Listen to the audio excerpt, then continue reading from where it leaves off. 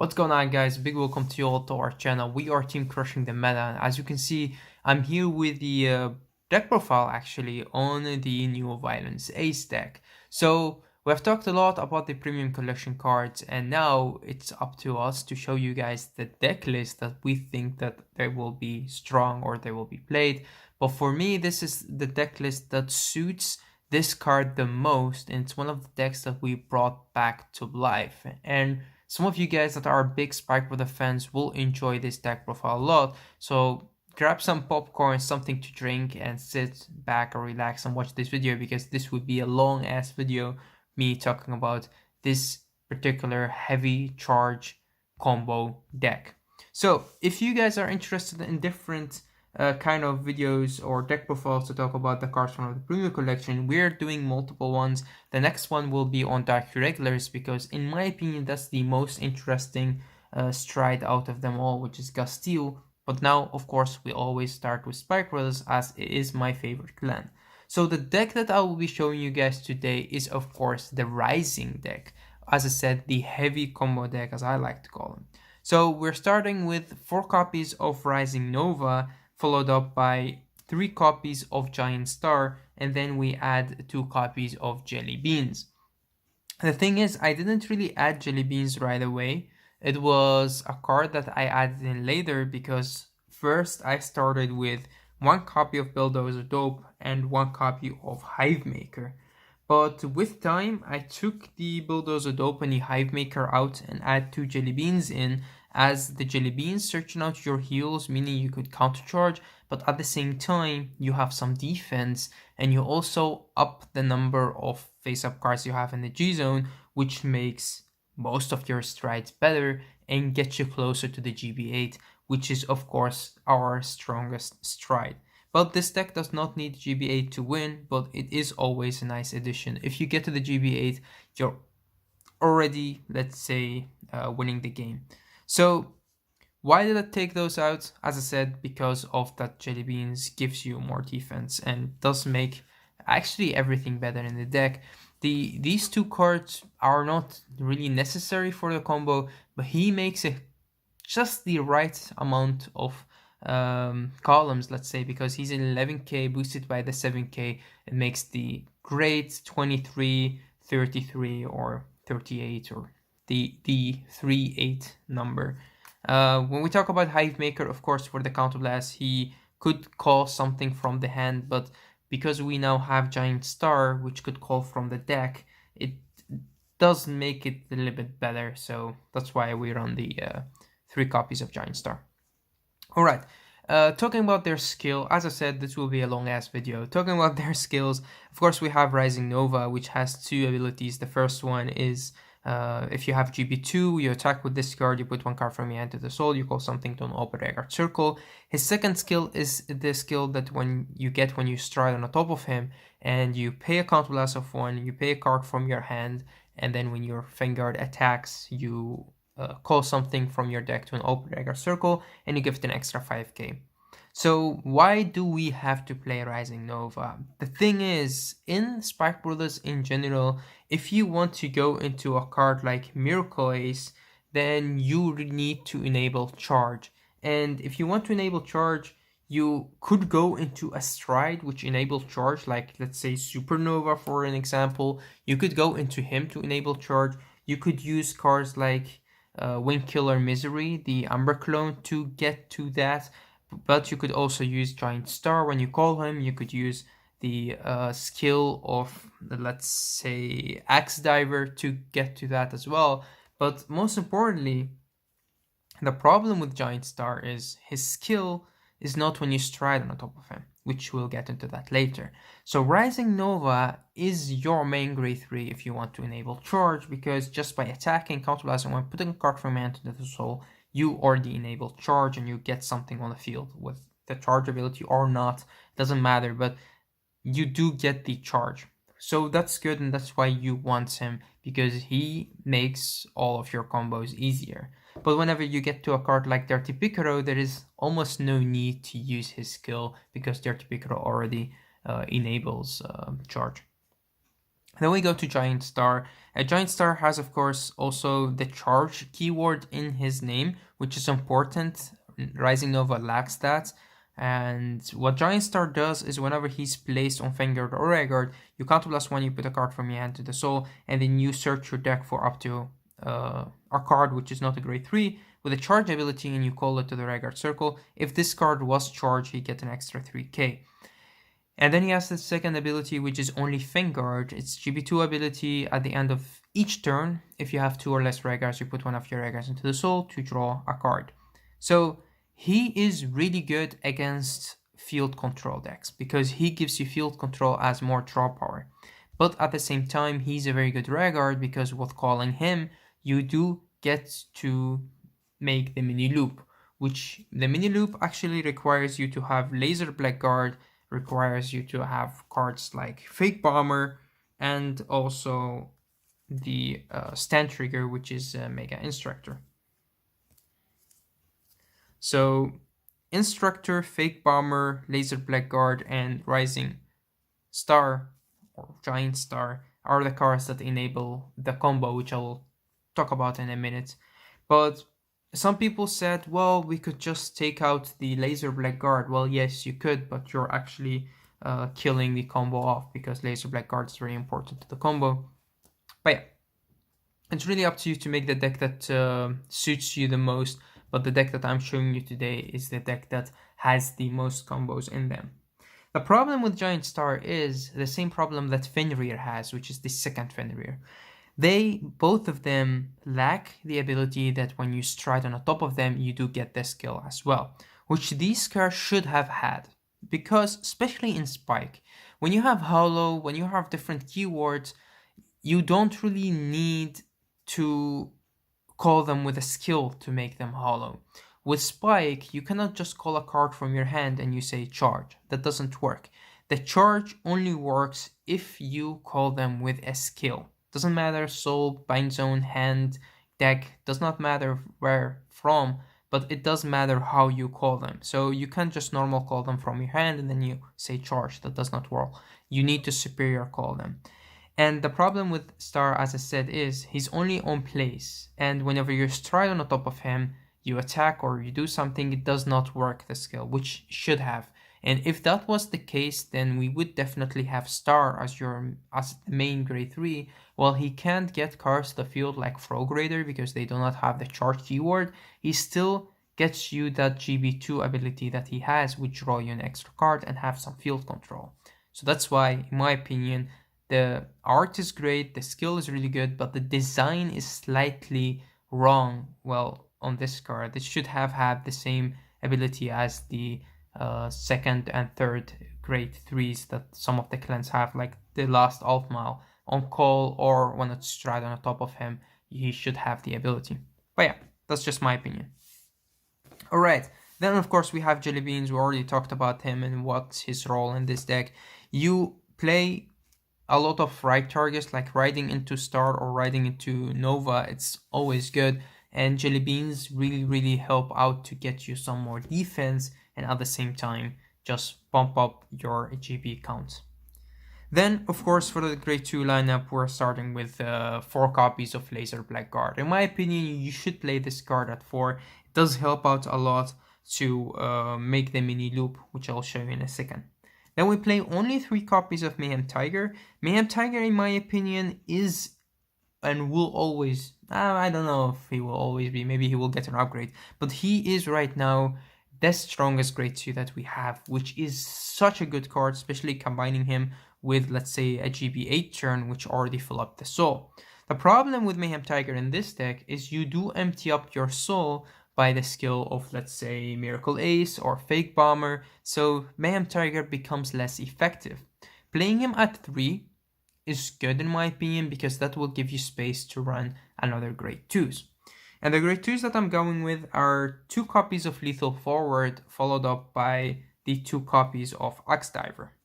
So a lot of you guys know Axe Diver from the Turbo GB8 deck that runs Axe Diver as the main attacker in them, but I always played Axe Diver as a card to get you out of a sticky situations. You could always call it like in strange places, like behind your Vanguard, to be able to get one more attack out there, or to be able to get that open rearguard circle out there. Sometimes you have something on the field and he's rested because of a skill, and then you want to recall it to make a charge again, or just attack with it, then get Axe Diver, then recall it and make a charge again. So that's why Axe Diver is very good. And also, remember guys that you still have the lethal forward combo with Axe Diver. But let's first talk about their skill and what could we also add in this deck for the grade 2 lineup. First of all, the card that you could add in here is Cobalt Impulse. Second card, in my opinion, is Heavy Wheeze, and the third card is Cheater. Cobalt Impulse is a great card, yes, but he has of course the own hit ability, which what he does is if he's charging, when he attack hits the Vanguard, then you may retire one of your opponent's rearguards and you draw a card. This is very strong, and it does put your opponent sometimes in strange situations where they don't want to guard but like have to guard, and with the GB8 turn or with any other turn he does still draw you an extra card even if your opponent does not have anything on the field to retire. So yes, Cobalt Impulse is very good, and you could run him as a one-off. I didn't want to because I wanted to keep the Lethal Forward at 2 and the Axe Diver at 2, but you could add him in here. You could even take out a Mayhem Tiger if you want to add one Impulse if you really like the card. Heavy Wheeze on the other hand, I didn't really play this card a lot because I thought it was not good enough. The thing is, he gets an extra 10k, but Cheetah and Laser Blackguard get an extra 5k, and that extra 5k in my opinion doesn't really make that big of a difference, so that's why I don't think that Heavy Wheeze needs to have a space in this deck to go into. And it's different than Bulldozer Dope, because Bulldozer Dope is an 11k attacker and boosted by a 7k, that's a perfect number. Well, this card boosted by a 7k was a perfect number in the G era when you attack into 11k, but right now not anymore. If that was the case, then I would play him, but against a 12k and a 13k Vanguard, this card does not do much. And then we have Cheater, of course. She is an amazing card, especially combining her with the GB2 ability of Rising Star, or combining her with the Axe Diver, that you could like recall this card rested and then you'll call the Axe Diver, and then the Axe Diver will be able to bind and call Cheater back. But again, in this deck, if you really want to play cards like these, you would have to take the Mayhem Tiger, and I don't think that it's good to take out the Mayhem Tiger. Not yet. Maybe after some testing, I will take out, like, let's say one Mayhem Tiger to add one of these in here, and I think that it will be an Impulse or a Cheetah that's good enough. Alright, now let's talk about their skills. So, of course we have Laser Blackguard, which is one of the cards that is important to have in here for the combo. He has two abilities. The first one is a continuous ability, which is if this card is charging, it gets an extra 5k. The 5k does help out to make him a 14k attacker, which he could hit anything, and of course the 21 with the Frog Raider if he's behind him. The Frog Raider will get all the triggers and will get more power, so that would make the Frog Raider insanely strong, but we will go into that when we go into the strides. The second ability of this card is why this card is in here. And it's a GB1 ability. By counterblasting one, choosing a card from your hand, put it into your soul. When this card attacks and it's charging, you may pay the cost. And when this card goes back to your deck, you may search your deck for up to non-grade 2 card and call it to an open rearguard circle that is not the same open rearguard circle that this card came from. So what you do normally is you can call the Fake Bomber or the Star. The Star could call the Fake Bomber, or the Star could call this card back or call Instructor. You have those three options: Instructor, Fake Bomber, and Rising Star. And with all these four cards, you can make some insanely good loops, and it doesn't have to go the same way each time. You could make it differently depending on the cards that you have in your hand. Any Laser Blackguard that you have in your hand means a whole new loop. So that's why you keep them in your hand, because the Fake Bomber will recall them from the hand, and the Fake Bomber has a very strange timing when you go Fake Bomber Star. because Fake Bomber will call Star right away, and Star would have to call something right away, but that will be called on the top of the unit that you just boosted with the Fake Bomber. I could show you that in a minute. I think that you guys that played this in the GR do understand what I'm saying, but some of the new Spark the players would be like, I would just stick to the Agrius deck. But yeah, you will see Agrius, and Agrius does wonders in this deck, because the thing about Agrius is he charges those units that he calls back, or you could charge them, and that's why it's way better first right than Supernova. So that's the good thing about Laser Black cards. Very, very, very heavy combo card. The next card that we have in here is, of course, the Mayhem Tiger. The Mayhem Tiger is, if you don't know what this card does, it's a bitch. And you should read it yourself. If you don't understand it, then you could always comment and I will try to explain it to you guys. The important thing to know about this card is it does not have guard break. So if you use a PG to stop this card, then this card could remove that PG, but the skill of your opponent's Vanguard could not be hit, will still be there, because it does not have barrier break. Then next we have the Lethal Forward and the Axe Diver. Lethal Forward is a little bit different than Laser Blackguard, as Lethal Forward first needs to hit, requires you also to have a Rising Vanguard, which I think Laser Blackguard does not. Yeah, he does not. And most importantly is this card calls when it's still on the field. So when you attack with Lethal Forward, if he's charging, he gets an extra 2k. That 2k is important because it makes him in 11k, and boosted by the 7k would make again the great number that could even hit Force. But again, when this card hits the Vanguard, you may search your deck and call something to an Open Vanguard Circle, a card that is not Lethal Forward, so you cannot keep attacking with them for an infinite loop if your opponent cannot guard. But what you could do is you attack with the Lethal Forward. If the attack hits, you call the Axe Diver. The Axe Diver skill, when he's placed, you counter +1, soul +1, it's another GB1 skill. Then you target one of your regulars, you bind it and call it back, and if this card was charged, this card and that unit get an extra 5k.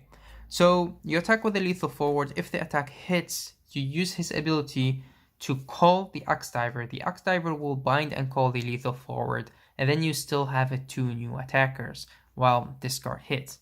So that's an amazing. Then you could attack with the Axe Diver. Because he's charged, he goes back to the deck, attack with the Lethal Forward again, and if he hits, you could recall the Axe Diver. So yeah. It's a great card, and it does enable a lot of combos. You could always go to a Star, and the Star could go into a Fake Bomber or an Instructor. You could go into a lot of things while this card hits. And I think that this is a little bit better than a Cobalt Impulse. While it's good to have a Cobalt Impulse in this deck, again, you could take out one Mayhem Tiger to put him in here as just for testing, but I didn't really see a requirement for this card. Sometimes when you attack with the Rising as a first attack, you could bind or get this card out there. So again, it's really up to you to make the Grade 2 lineup a little bit different by just taking out one Mayhem Tiger and adding in one Cobalt Impulse. So that's really up to you. For me, I don't know for sure. I'm still testing a little bit, but both of them are good. Both of them are very good. But the Mayhem Tiger, as I said, is not a killer in this deck as he should be. So it's up to you to make the Grade 2 lineup the way that you want it to be. For me, I think for this would be like this, or I will add one Mayhem Tiger in here just to get rid of the Cobalt Impulse. So then we go to the Grade 1 lineup, and that's a very, very, very easy lineup, and some of you would think a bit strange, but I will explain why. So we first start with 4 copies of Acrobat Verde. Then we add the 4 copies of Frog Raider, and then we add the 4 copies of Fake Bomber. And to add one more card to the mix, we add 1 copy of Tear. Tear is strange in this deck, but we will explain them in a minute. First, we go to the Acrobat Verde, or let's talk about the card that is missing in this formation, which is the only card that you could actually add as a grade 1 charge into this deck, which is Eliza. Air Force Eliza. If I could find her, I think I have her in here somewhere.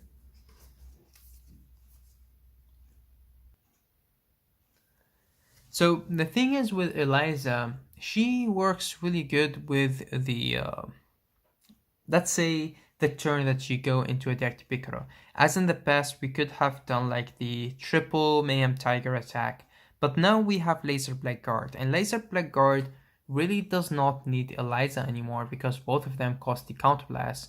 While Laser Blackguard could call anything from your deck, Eliza does not minus you. She just call that unit back, and she's really good with the GB 8 turn.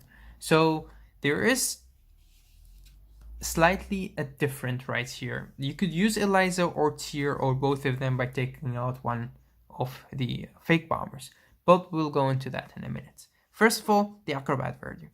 The Acrobat Verdict is very important to run at 4 because sometimes you want to go into Star, sometimes you want to go into Nova, and sometimes you want to have 2 Novas in your hand because you want to go into Dust or Formido. And that's why you run 4 copies of Verdi. Also, he does help out to Stride if needed. Then we have the 4 copies of Frograder. Frograder is very important to have in each combo that you do in this deck. And when your opponent gets rid of him, that's not a big problem because you could always recycle him or call a new one. But most importantly, the reason why you run him at 4 is you really want to have him in your hand. You don't play the old Mega Trainer in this deck. We play the new one because we didn't really want to use a lot of counterblasts.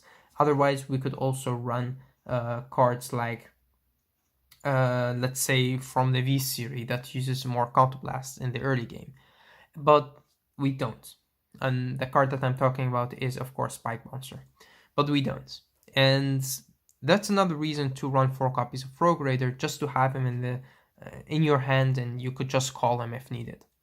Then we run, of course we don't have to go into his skill, I think that you guys already know his skill. If you have a Rising Vanguard, you call a charge unit on the front of him, you could restand this card, and this card, whenever you get triggers like or something, you could put all the power on this card, and that's the same thing that you do when you go into a Violence Ace. You Soul Blast as much as you can, and you power up this Frograder to make him a huge attacker or booster, and with that boost you could like do some crazy combos. And then we add the 4 copies of Fake Bomber. The same as Frog Raider, Fake Bomber is very important to the combo, but at the same time he's your counter charge engine, as you don't really play that much clay elementals on this deck, and that's why the only one tier works very good in the Dirty Picaro turn to get you those counter blasts back. Only the 2 counterblasts that you used, which is not that much by a card like Tier. Normally you would expect Tier to do more than just giving you 2 counterblasts back. But yeah, in this deck I don't really have space to play different or more carry elementals, and that's why the Tier is only a counter charge 2. Air Force Eliza, on the other hand, again with the GB8 turn, she gives you more attacks, and that's good. Also, she only requires a counterblast and does not cost you a card from your hand, if we're talking about cards like Laser Blackguard. But the small problem with Air Force Eliza is that the card that she boosts needs to be charged to be able to recall it. And with that does make it a little bit less good. But again, it's really up to you to play 3 Fake Bombers and both of them, or again, just take out the Tier to play 1 Air Force Eliza. It's really a possibility. I actually didn't want to play the Air Force Eliza because I did find myself needing the Tiers sometimes. Even having him in your hand, he is a good counter charge to get to the main phase abilities of cards like, let's say, Miracle Ace or Violence Ace, and when you attack with the Rising Nova. So then we go to the trigger lineup. Because we play Beans, we play the 4 Dudley Heals. Okay? Then we have the 4 new Ugly Crits. This is actually very good in this deck. The same as we had with Liar Lips, because Liar Lips, you combine it really very good with cards like the Frog Raider. And now because we have this, it's even better because it is a 15k shield and does give 10k power. But most importantly, it's just another card with a skill, and it does work in this deck perfectly. Fill up the soul, getting more attacks out there and making a huge Frog Raider. Why not? Then we play 6 draws. I first started with 6 crits and 4 draws, but with testing I thought, well, we need more cards, so I add in 2 extra draws in here, and I took out 2 crits, being Liar Lips or just another V crit. And last but not least, we add 2 instructors.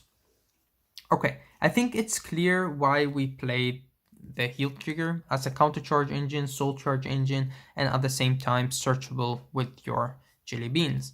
Then we add in the crits, as I said, very important, could work with your Frog Raider, and again is a huge shield if needed, way better than a Liar Lips. But the only problem with this card is it's ugly. And then we add in, of course, the draw PGs, as do they help out to make more space in your grade 1 lineup.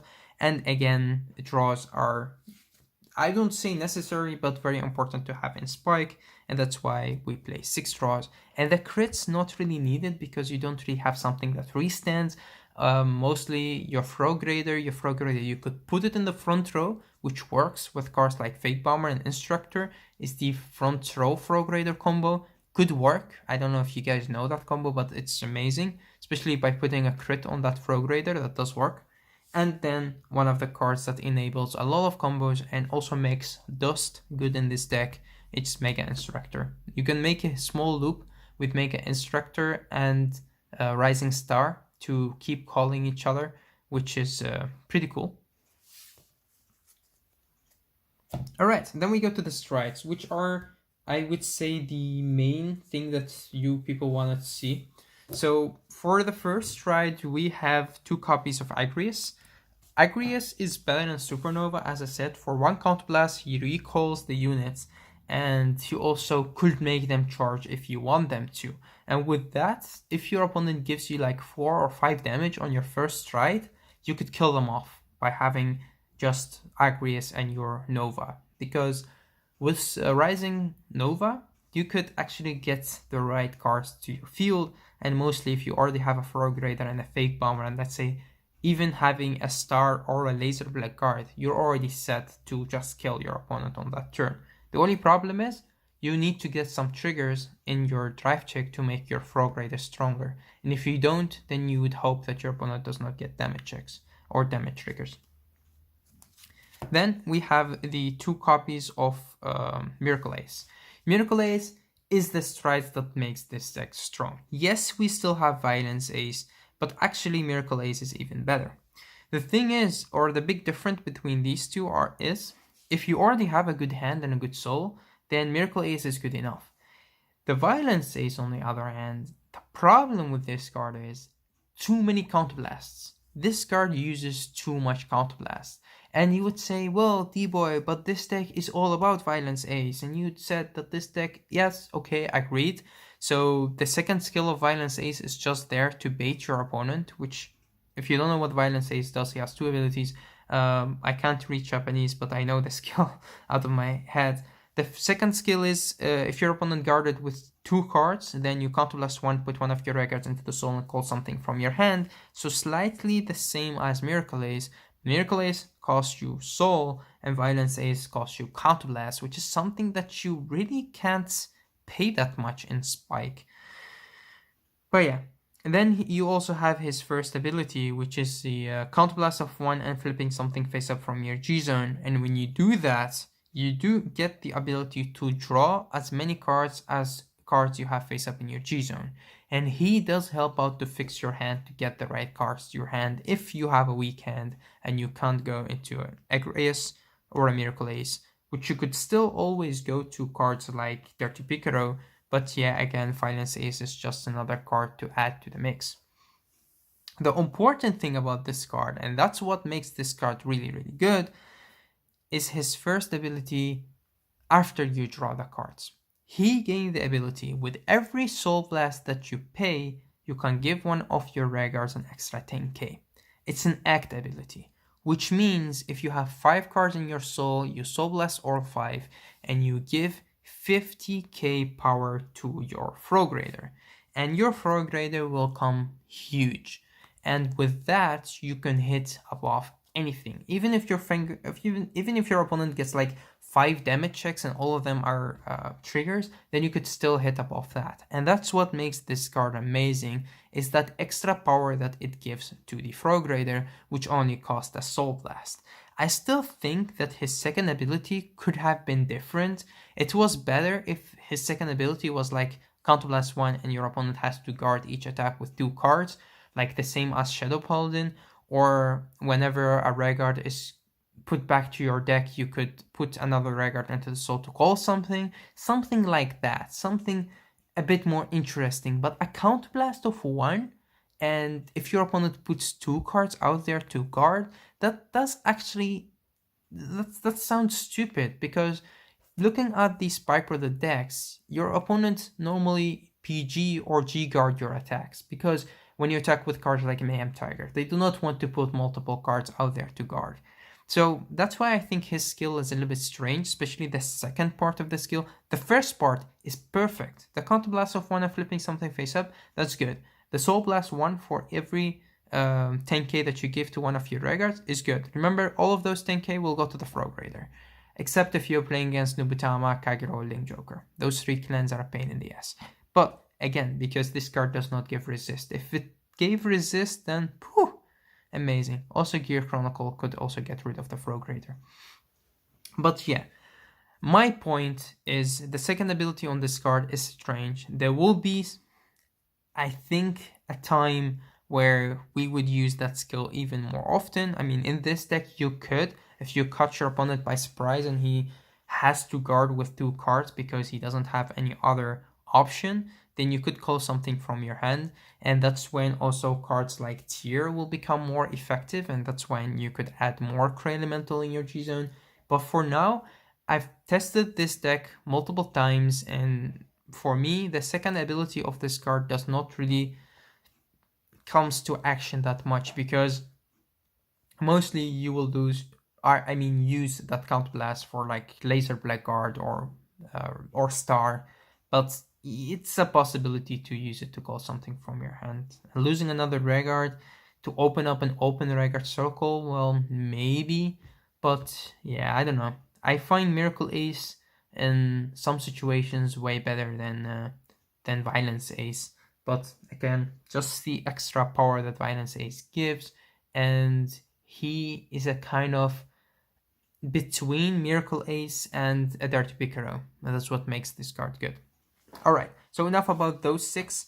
Then we have the next cards that we add, of course, followed up by the GB8, and then we have 1 copy of Dust, 1 copy of Formido, and 1 copy of Merendol. The Merendol is in here because sometimes we still need to flip something with Violence Ace, and again, that's another card that gives you a counter charge if you go into a tier. So only 1 Merendol. The problem is I really can't take anything out. I want to add a second Merendol to the deck for the tier to be able to counter charge 3 with a tier. But there is really nothing that I could take out. I mean, I don't want to take Formido out because he's new and you want to give him a chance because this card is amazing. If you don't know what this card does, of course, if you want to go into it, you need a kind of ultimate stride. So you drop the same card name as your finger to the drop zone, and then you stride into this card. And when this card goes back to the G zone, you can stride for free. But you cannot flip this card by a card effect. You have to stride into it to get it face up. Then he has the second ability by counterblasting 1.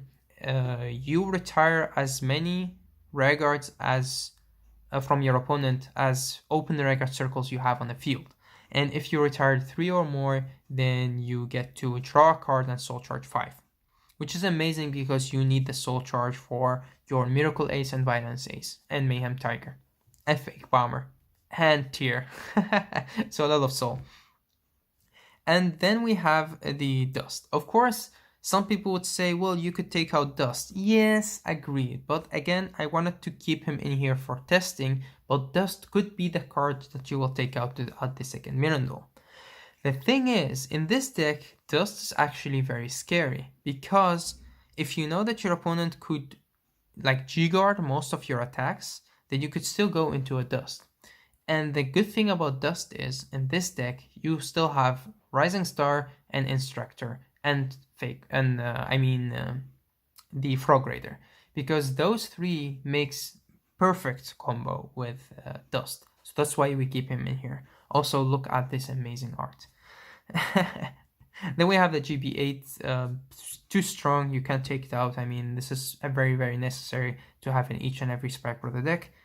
And then we have one Dirty Picaro. Dirty Picaro is a card that helps out if you have like a lot of triggers in your hand, or you cannot really have combo to get out on the field and you have an empty field. You could always go to a Picaro, and Picaro could get you into a final turn, because your combos will keep going on and on and on and on until you have no cards left in your hand or no counterblasters to attack.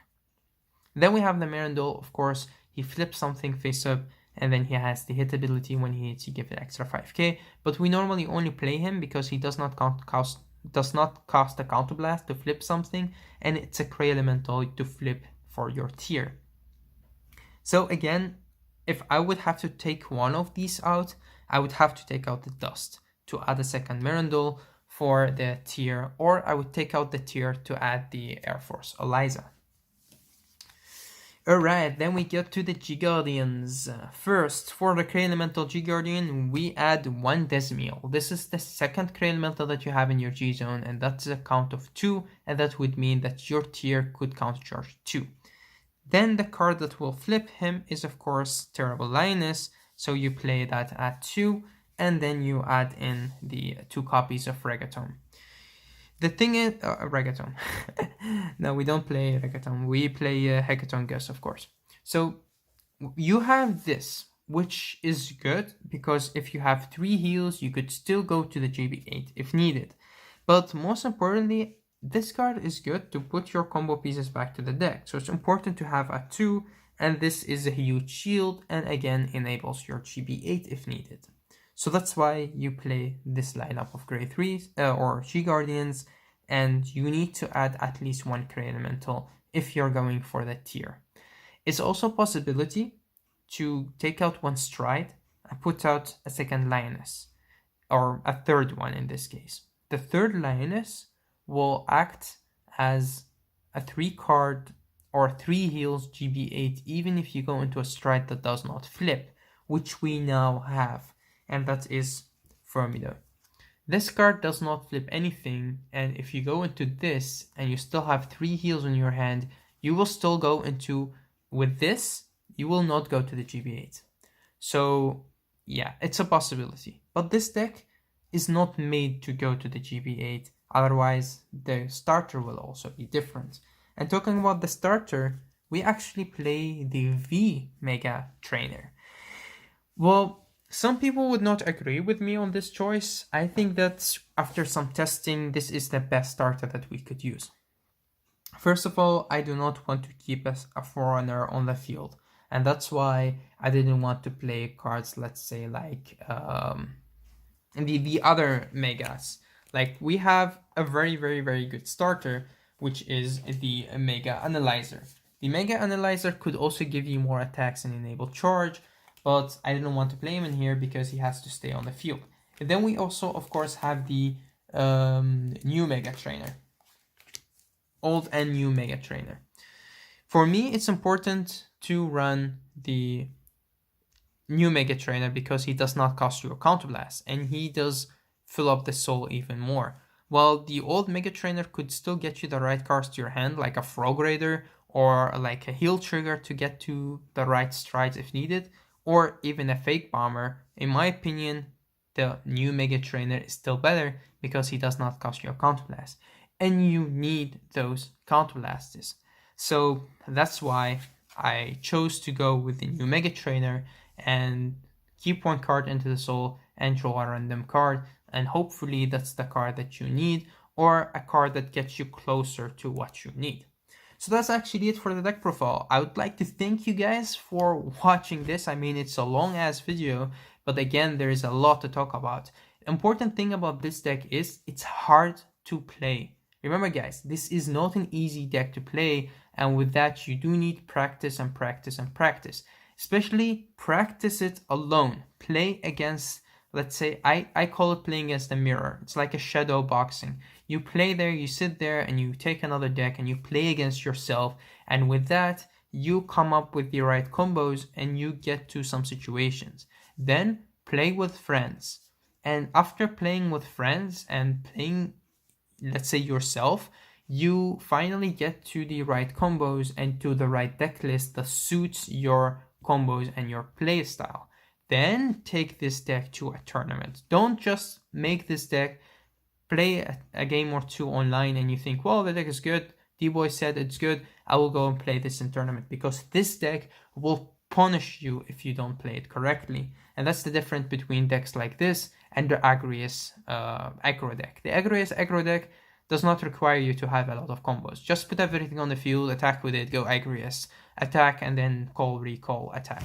And go to pick row, call Agri, like some attacking regards, attack with them, and then recall them with like cards like Mega Instructor, and that's the big combo that you could do.